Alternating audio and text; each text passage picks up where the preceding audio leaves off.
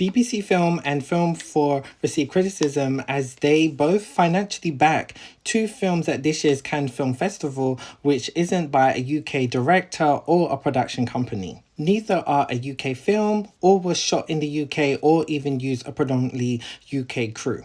BBC Film backed Sentimental Value by the Danish-Norwegian director Joachim Trier. Film 4 backed The History of Sound by South African director Oliver Hermanus, which was shot in the UK, some of it at least, and the editor is British, Chris Wyatt, Josh O'Connor. He's also a British actor, and they didn't fund majority of the project. There's quite a few other companies, primarily in the US, who did fund the film, but they still received the same level of criticism, as both films are not British films. This isn't the first time that BBC Film and Film 4 have backed non-British films. However, this time they are under a lot of scrutiny because of how the UK film industry has been struggling for the last few years. And over 200 producers have signed an open letter urging BBC Film and Film 4 to reaffirm their commitment to the independent film sector. This open letter was compiled within 48 hours after it was announced